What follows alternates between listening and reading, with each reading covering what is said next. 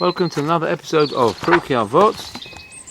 We're motoring away in the fourth parak. We're going to do Mishna 12 about Rabbi Meir. But before that, we want to dedicate this episode respectfully in memory of Levy and Moshe and Elisha Levy, and also in memory of Tzivia bat Moshe Esther. And now we're going to hand you over to Mr. Michael Kalati. Thank you, Rabbi Mashiach. So in this Mishnah, we are introduced to Rabbi Meir, a very famous rabbi, and who, let's learn a little bit about him. He was a Tana of the 2nd century. Rabbi Meir was the first disciple of Rabbi Ishmael and then of Rabbi Akiva. It would seem that his name was actually Me'asher, but he was called Meir, which translates to light giver, and sometimes Nehurai. It's Aramaic equivalent, because he illuminated the vision of the sages in Halacha. In compiling the Mishnah, Rabbi Yehuda HaNasi considered him the foremost authority, for as the Talmud attests, where the Mishnah simply presents a ruling without ascribing it to any sage or sages, thus making it decisive, it is the teaching of Rabbi Meir, a master at preaching Agoda. He was said to have 300 parables at his command to drive home his ethical teachings. Possessed of a phenomenal memory, Rabbi Meir was a scribe by trade. Once he spent Purim in the small Jewish community which had no copy of the Megillah Esther. Without hesitation, he wrote the entire scroll from memory.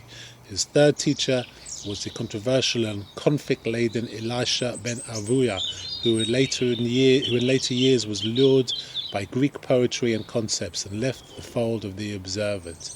For the sake of the Torah he had taught him, Rabbi Meir would not abandon his third master, who the Talmud would call later Acher, the other, nor would he renounce his master's teachings. To the end he strove to convince Elisha ben Avuya that the way of penitence yet lay open to him. Though he did not succeed, he was ultimately convinced that in his merit as Elisha's disciple, and for the sake of his prayers, his third master found forgiveness in Olam Haba. So keen was Rabbi Meir's acumen and learning that, as later sages attested, his colleagues could not fathom his thoughts. His wife, Bruria, daughter of the martyred Rav Chanina ben Teradion, was brilliantly learned in her own right, and occasionally gave a telling answer or crushing rebuke to a scholar who sadly underestimated her. Yeah, Rabbi Meir was also referred to, at least in some places. Most scholars, most commentaries agree that he was called Acherim. So whenever you see Acherim Omrim, certainly more often than not, it refers to Rabbi Meir, even though sometimes you see Rabbi Meir Omer, and then it says later Acherim Omrim. I don't know how you can understand that as both being Rabbi Meir, but certainly there is an opinion that says Acherim refers to Rabbi Meir, because he was Acherim, presumably because he was a Talmud of Acher, so he's called Acherim. Oh, I see. Yeah. Okay. So what does this Mishnah say? Rabbi Meir Omer, Rabbi Meir said, Havei mem'at ba'asek ve'asok b'Torah. Reduce your occupation with business matters and occupy yourself in the Torah. Havei shval ruach b'fnei kol odom, and be humble in spirit before every man. Ve'im batalta min haTorah. If you have neglected the Torah, yesh lecha b'telim harbe kenegdecha. There will be many causes for neglecting it in your way. But if you have toiled in the Torah, he has reward plenty to give you. So Rabbi Meir here is telling you, don't make your Torah study secondary to your business matters. This is very important. He repeats the concept of Havei shval ruach b'fnei kol odom, be humble in spirit before every man, that a few other Rabbonim in these previous Mishnahs have stressed, and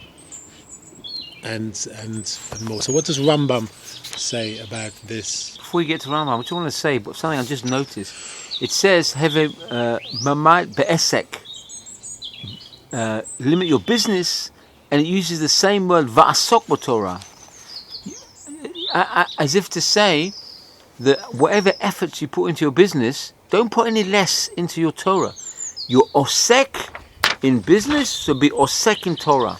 Yeah. It's like the Chofetz Chaim always used to say, people love to make cheshbonot. They have to plan out the business and never miss a business meeting. Always get to work on time especially if they work for themselves, and take it very seriously. But the Torah, maybe they might not take so seriously. So perhaps this Mishna is telling us, if you do all that for your business, don't do any less for Torah. Plan your Torah. Make it a priority. Get up early for Torah. Spend hours toiling in Torah. Certainly no less than you would do as a responsible businessman. Yeah.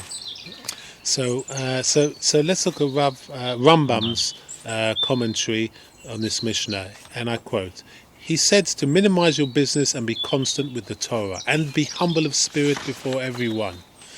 Meaning to say that you not be humble of spirit in front of big people alone, indeed in front of every man, such that when you sit with any man, that it be, your speaking with him should be as if he is greater than you. And all of this is to flee from pride, as we have elucidated. And the matter of many reasons for neglecting it will be presented to you, is that there are many things that cause neglect and require someone to be occupied with them. And when you are not occupied with the Torah, time will disturb you with one of those things. So Rambam obviously is talking about the character trait of shval ruach, of a humble spirit, and putting people in front of you.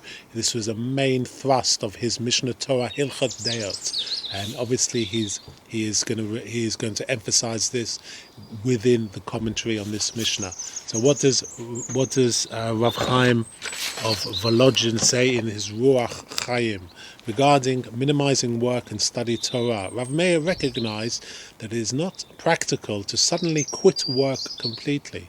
Reduce your activities little by little until you have reached the bare minimum. And regarding be humble before every man, Rav Chaim says, many people will readily admit their own shortcomings privately, but refuse to acknowledge them publicly. Be humble then before every man. Allow the awareness of these faults to affect your public behavior, just as it affects your private behavior. Rabbi Meir's advice also applies to community leaders. Rav says that a Torah scholar must retain an eighth of arrogance. Rav Nachman bar Rav Yitzchak says, and I quote from Sota 5 Amud Aleph, neither it nor a part of it. A quart of is 1/64th of a log, and both are liquid measures. If 1 quart of red wine is added to 3 log of water, the mixture will acquire the appearance of wine. This we learn in Mikvaot 7:5. When he's talking about here the amount of pride, or arrogance, but pride that you should have is a 1 part of 1 in 64, which is a tiny amount, minimum amount. And I continue with Rav Chaim's. Significantly, it's the normal shiur of bitul is 1 in 60. So if you, like in terms of basar b'chalav and things which are taref, the main ratio of bitul is 1 in 60. Here it's even less than that. Yes, exactly. So it shows you have to have it's so negligible. Yeah, exactly. And Rav Chaim continues, when Rav Yehuda Nasi was on his deathbed, he advised his son how to conduct himself in the office of Nasi. And I quote, socialize with the nobles and instill awe in the students. This we learn in Ketuvot 103b.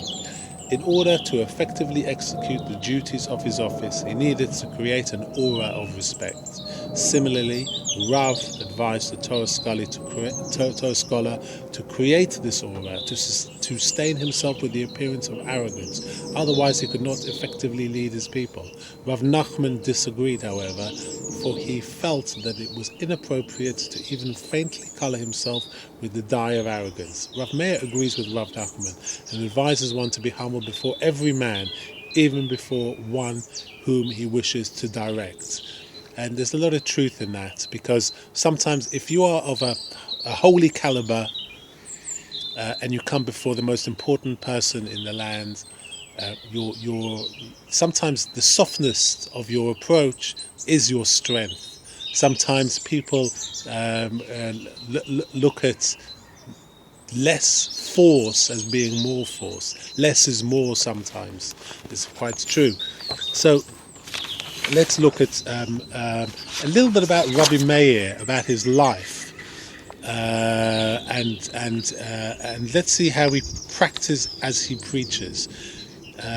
Should you think that Rabbi Meir enjoyed preaching this to others whilst his own coffers were filling up comfortably, you would be quite mistaken. The Midrash tells of him is the sort of story that by now may sound familiar. He was an excellent scribe. Every week he would work just enough to earn 3 salaim. One seller provided food, the second clothing, with the third he supported other scholars. Wow. Once his disciples asked, "O Master, what will become of your children?" because he wasn't saving anything for them. He replied, "If they will be righteous, they will be provided for. As King David had said, I have been young and now I am old, yet I have not seen the righteous forsaken and his children begging bread." This we learn in Tehillim 37:25. If not, if they will not be righteous, why shall I leave my property to enemies of the omnipresent God? He preached as he lived, and he lived as he preached. So we also must understand that when you do take up a life of Torah study, it's very important, this shval ruach before every man, to have a softness of spirit, be humble before every man. Even though you may develop into a very, very competent and highly charged teacher, you must respect your students, and as we'll learn in a Mishna. I think in a couple of Mishna's time we'll talk about it in more detail. But don't be arrogant. Be humble with your students. We learn in Ta'anit 7a, and I quote, "As water leaves a high place and settles in a low one, so will the Torah's words remain viable only in one of humble bent. It will leave anyone of haughty mind and cling to someone modest in his thoughts." So very interesting words. And if we look further into the Mishnah, he says, if you neglect the Torah, many causes for neglecting it, betelim, will present themselves to you. So once you neglect the Torah, you'll be judged on what you have forsaken the Torah. If you decide not to attend the shiur and perhaps watch a football match at home, you'll be judged on the waste of time, what you were doing. So all of these betelim will present themselves to you on behalf of the Yetzer Hara. He will present them to you, and you'll be judged not only on your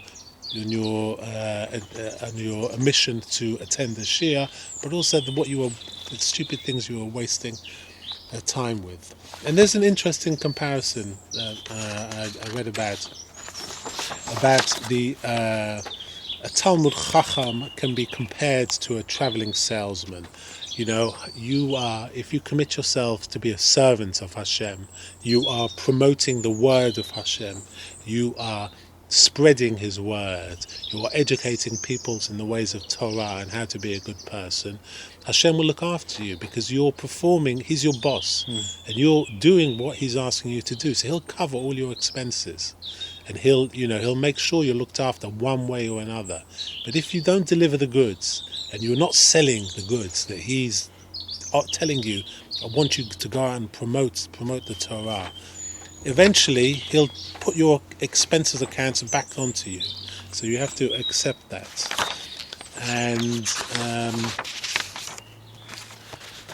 there's one final thing I wanted to talk about, this concept of im amalta b'Torah, if you have toiled or laboured in the Torah. This verb implies more than a mere mechanical observance of laws and rituals, or just a reading of the Torah as great literature. It implies sustained hard work. You really must push yourself to the utmost, not just a cursive study of, when I've seen when you've been preparing for these shiurim, the levels you go to make sure that the material is of the highest quality, the message that you want to convey is of the highest quality. This is very important. It shouldn't be just a rudimentary performance of the study of the Torah. You must delve and toil, look for sources. I remember your great Mishna series you just started. You would bring many different proofs from Rabbi Yonah and various other commentaries. So yes, this is how you should be doing. You should be toiling and really digging deep in your efforts to study and transmit the Torah. That's it, basically. Very good. That's amazing. Just want to add on to that. My Rav, when I was living in Israel, Rav Yoshua Pruskin, you should live and be well, taught me many chidushim. One chidush he told me about the word amel, as in what Michael was discussing, amelut b'Torah, and that is amel. It's spelled Ayin Mem Lamed. It stands for Ayin, Moach, Lev. The eye, the brain, and the heart. Those, you have to employ all three into your study and toil in Torah. It can't be just one or two. It should be all three employed vigorously learning Torah. And while we're on the subject, Michael himself has a number of texts open right now as I speak, and his own notes combined. So he's saying these things about me. He's the same. He's constantly finding sources and researching. And this is the way of the Torah. So Michael, thank you so much for that. It's much appreciated. Next time we convene, Bezrat Hashem, we'll be learning about Rabbi Eliezer ben Yaakov in Mishna 13. Rabbi Eliezer ben Yaakov, who was alive at the time of the Beit HaMikdash. So that's a very exciting Mishnah for us. Until then, wish you a wonderful and blessed week.